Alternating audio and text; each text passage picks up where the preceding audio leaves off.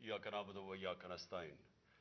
मेरे पाकिस्तानियों, आज मैं एक आपके सामने ये हंगामी जो मीडिया टॉक करने लगा हूं, ये एक ऐसी खौफनाक और दर्दनाक और तकलीफदेह चीज़ है कि मैं समझा ये इंतज़ार नहीं कर सकती कल के लिए। मेरे साथ जावेद अली बैठे हुए हैं, एक तरफ उस्मान डार जो हमारे सियालकोट के प्रेसिडेंट हैं। मैं ज़रा अब आपको सिर्फ बताना चाहता हूं कि यहां हो क्या रहा है इस मुल्क में। मैं अपनी कौम को आगाह करना चाहता हूं कि पाकिस्तान को किस तरह एक बनाना रिपब्लिक बना दिया गया है। ना यहां कोई किस कानून की फिक्र है ताकतवर को, ना उनको फिक्र है अपने आइन की। हमारा जो आइन है उसका शिक आर्टिकल 14 वो वाज़ेह तौर पे कहता है कि हर इंसान की इज्जत की हिफाजत की जाएगी, हर इंसान की डिग्निटी को प्रोटेक्ट किया जाएगा। ये हमारा आइन हमें हक देता है।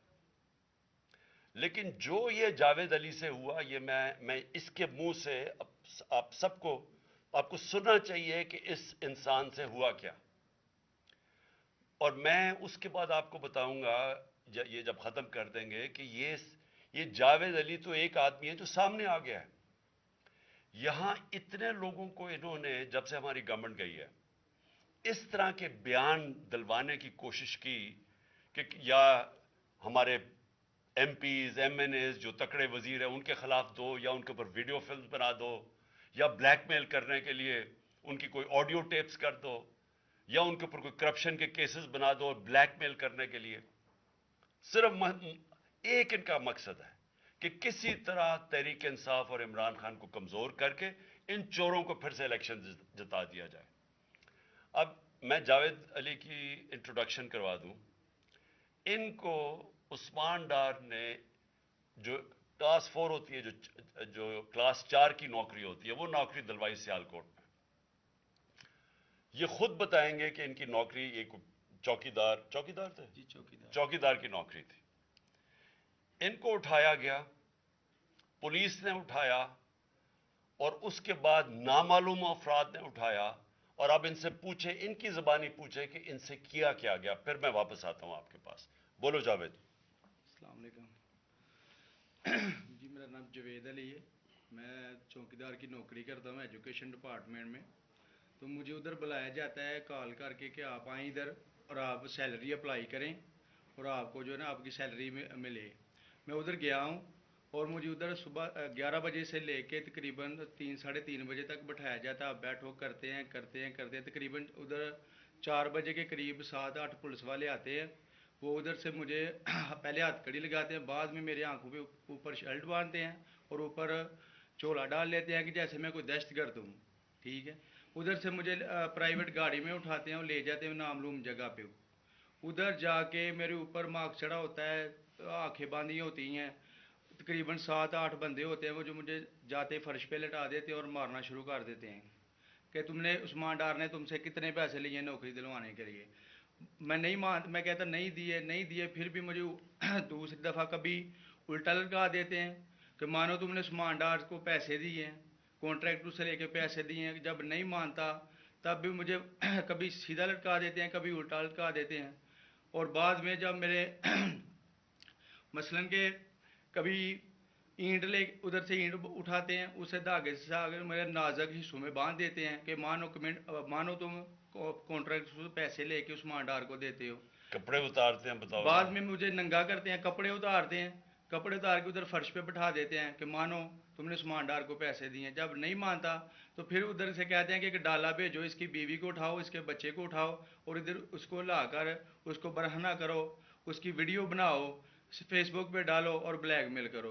तब उधर से जाके जब मेरी फैमिली आई तब मैं उधर से टूटा, उनके आगे रोया कि अब आप बताएं कि मैंने क्या करना है। उसने कहा कि आप 124 के बयान दिए और ये कमेंट मेरे कह रहे हैं कि आपने ये पैसे ठेकेदारों से लेके उस्मान डार को दिए।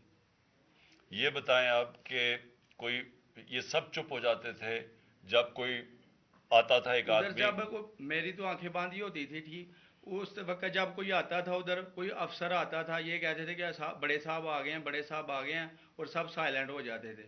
جب وہ آتا تھا سب سائلنٹ تھا، اب ٹھیک ہے، لگے رہو، کرتے جاؤ، لگے رہو، یہ بات۔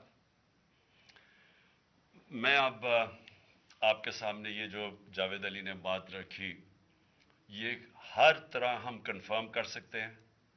قرآن کے اوپر ہاتھ رکھنے کے لیے میرے سامنے تیار تھے، یہ عثمان ڈار کو پھنسانے کے لیے، اس کو کرپشن کیسز میں لانے کے لیے، یہ ساری چیز، یہ جو اس سے 164 کا بیان دلوایا گیا، اور پھر بیوی بچوں کو ساتھ والے کمرے میں لا کے ان کو کہا کہ اس کو ننگا کریں گے، یہ سیدھی بات بتائے، بیوی کو کہا کہ اس کو ننگا کر کے اس کی تصویریں بنائیں گے اور پھر فیس بک پہ چلائیں گے۔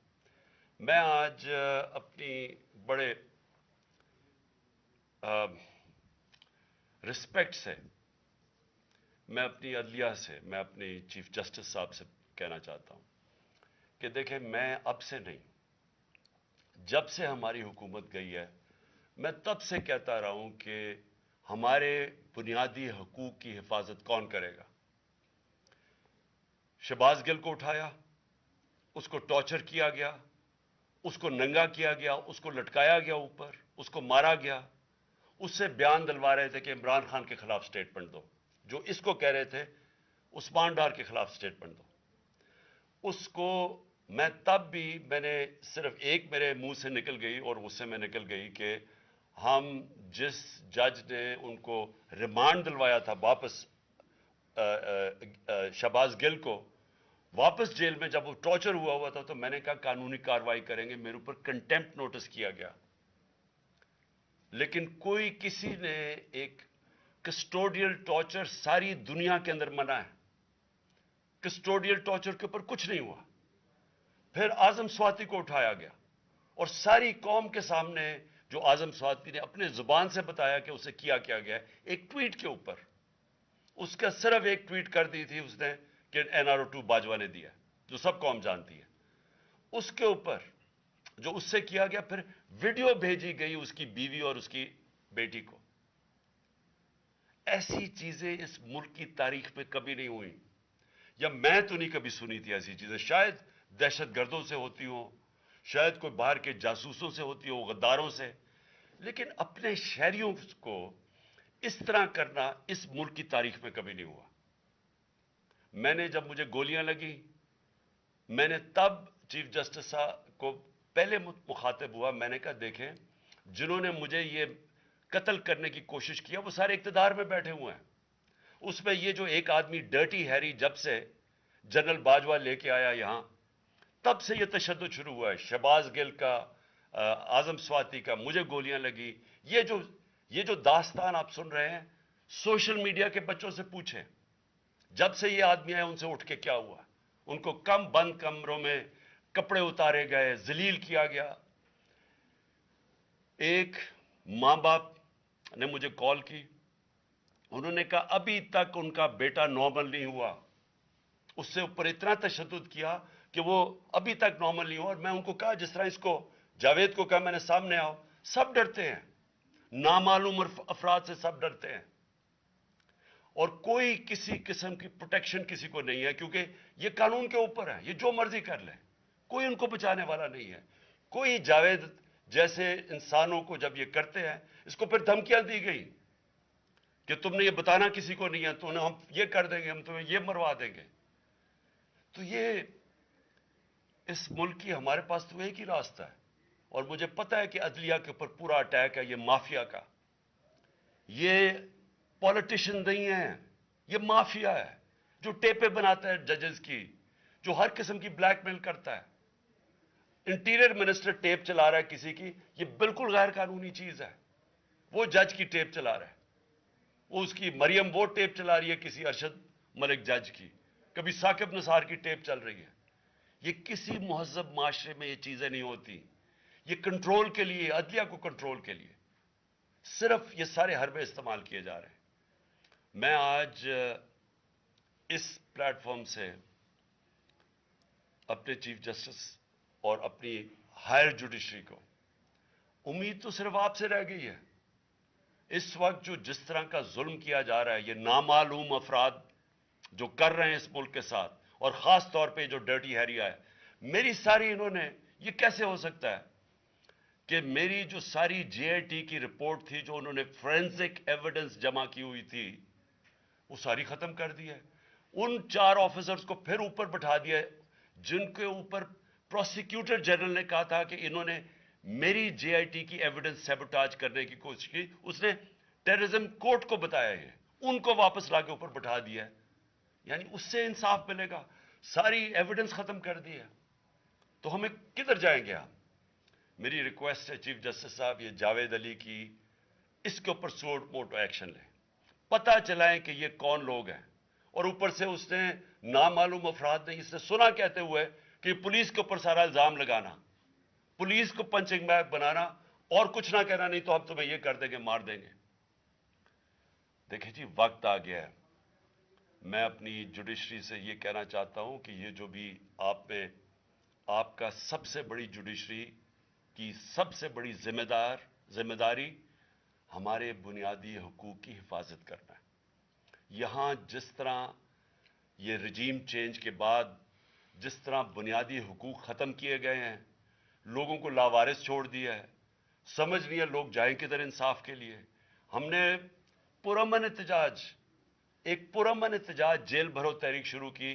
جو لوگوں کو اٹھا کے لے کے جا رہے ہیں، ان کو کپڑے نہیں دے رہے ہیں، ان کو دور دور لے گئے ہیں، کسی کو اٹک ڈرانے دھمکانے سے خوف پھیلا رہے ہیں. ایک طرف ایک پرامن احتجاج تاکہ ملک میں نقصان نہ پہنچے. اب ہماری قوم آگے مشکل میں ہے، مہنگائی میں ڈوب گئی. کبھی پاکستان کی تاریخ میں 41% مہنگائی انفلیشن نہیں ہوئی. چھوڑ کے گئے تھے 12% تھی، آج 41% ہے. ہم اس کے احتجاج کریں کہ چور اوپر بٹھا دیے، این آر او مل گیا ہے، پکڑ کے یہ حالات ہوتا ہے، سب کو ڈرانا دھمکانا، جرنلسٹ کو، صحافیوں کو، ٹی وی چینلز کو. تو میں صرف چیف جسٹس صاحب اور آپ اپنے سپریم کورٹ سے آج خاص درخواست کرتا ہوں کہ یہ جاوید علی کی کہانی سنیں، پوچھیں کون ذمہ دار ہے، کہیں تو لائن ڈرا کریں کہ اب ان کو خوف تو ہو کہ کوئی کھڑا ہے ان کے لیے، عوام کے لیے، عوام کے ساتھ کھڑا ہے. کوئی تو ایکشن لیں تاکہ عوام کو کوئی حوصلہ ہو کہ ہماری عدلیہ ہمیں بچائے گی. کون بچائے گا جاوید؟ سوچیں کہ بیوی بچوں کو ساتھ والے کمرے میں جا کے کہتے ہیں اب اس کو ننگا کر کے ہم اس کی تصویریں بنائیں گے. یہ کون سے معاشرے میں ہوتا ہے؟ یہ کوئی غدار ہے؟ کوئی ایک چوکی دار کی کلاس 4 کی نوکری کر رہا ہے، اس سے اٹھا کے یہ کیا کہ جی اس کے خلاف ایویڈنس دے، کہ وہ دیکھیں جی کتنا آپ نے اس کے لیے کتنی، پتہ نہیں کدھر سے اس نے کلاس 4 کے چوکی دار نے پتہ نہیں کیسے پیسے بنا کے دینے تھے اس کو. لیکن کوئی ایویڈنس مل جائے تاکہ کسی طرح تحریک انصاف کا جو سیالکوٹ کا ہمارا ڈسٹرکٹ کا پریزیڈنٹ ہے، اس کو کسی طرح گندا کیا جائے اور اس کو کسی طرح نااہل کیا جائے، کسی طرح اینٹی کرپشن میں آ جائے.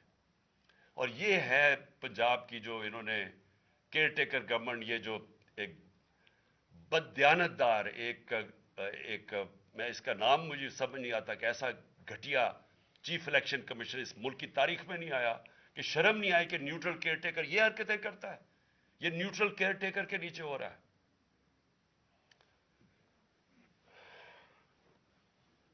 بہت بہت شکریہ.